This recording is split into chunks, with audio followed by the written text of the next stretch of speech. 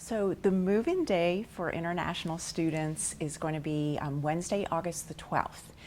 It's scheduled for 9 o'clock in the morning until 2 o'clock in the afternoon. And there will be volunteers there helping students find their dorms.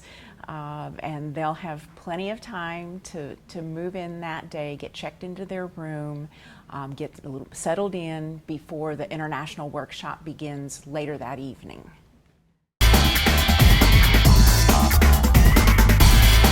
The workshops begin on the arrival is on the 12th, and that'll include a celebration and a large number of vendors. So an international student often arrives without cell phone capability or with 20 minutes on a SIM card or something like that. So we have a large number of vendors that provide services so that when the international students get into the regular orientations, they don't have to be thinking about, well, you know, I need to call my parents, or gosh, I don't have sheets for my bed, or things like that. So that's on the 12th that they arrive. The celebrations that day, that's when you move into the residence halls. And then following that, the 13th and 14th are sessions with faculty, sessions with deans and administrators, sessions with campus leaders.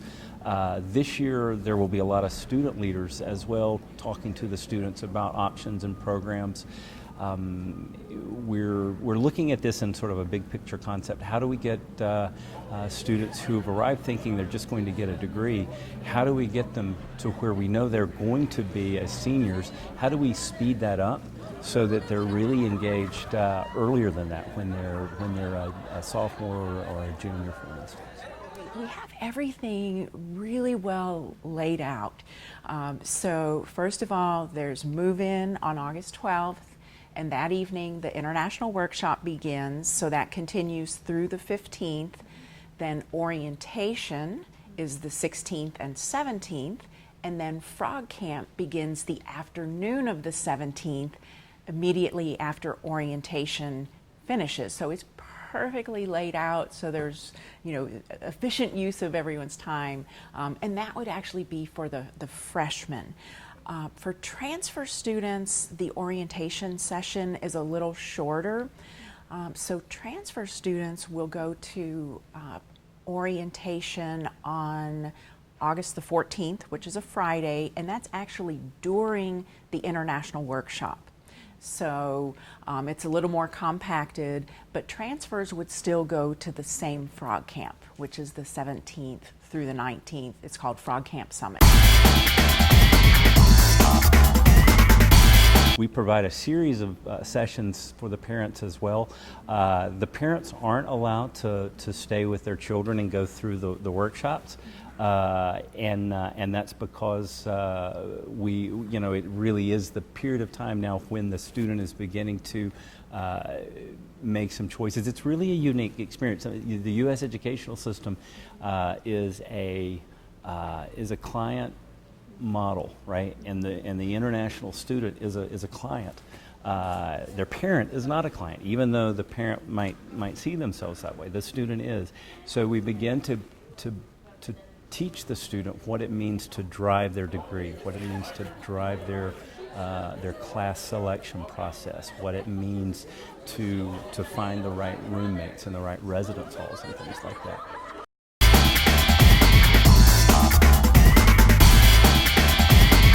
We need the students to bring their immigration documents. We need to one part of the workshops is the SEVIS registration. That's the part where we simply go in and actually activate their immigration record and confirm that the student is in the United States. Prior to that, nothing else can happen for that student in the U.S. They can't do anything in terms of getting a social security number, in terms of getting a driver's license or anything like that. So that's really key to that. But they also can't take classes until we get that registration piece done. So it's a key piece, and we do need their immigration documents to finish that registration.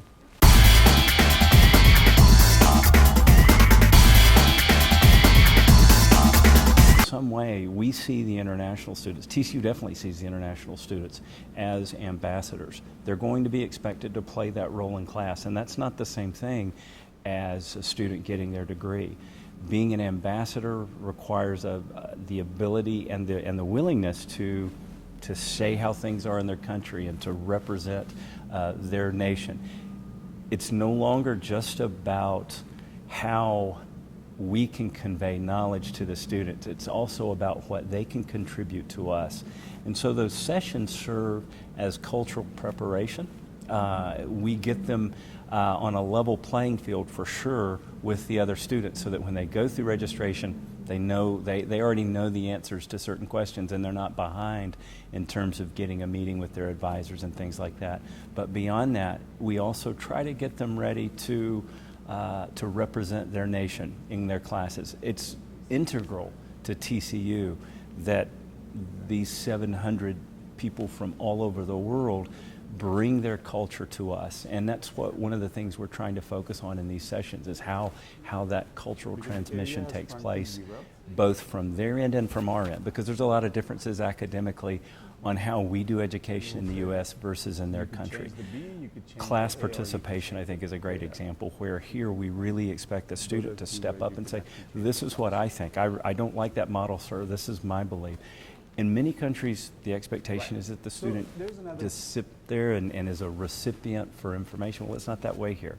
Those kind of cultural differences can be the difference between a good grade or a bad grade. They can be the difference between getting a job and not getting a job. So all of the things we do in the sessions are focused on that sort of cultural bridge that they have to cross. A lot of the people that will be coming through these workshops and sessions, a lot of people that will be doing these sessions, are connected to some of TCU's most famous structures.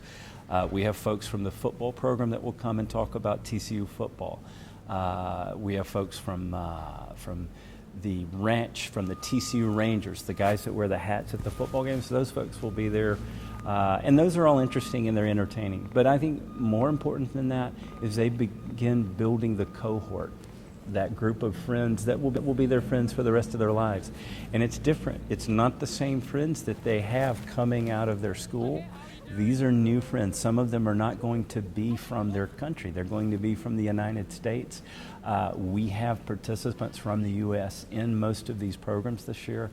And we see that when they begin to form these new relationships, based often on their academic study and based on their professional goals, it serves both a personal thing where they have this new cohort of friends, but it also serves it assures an academic success too.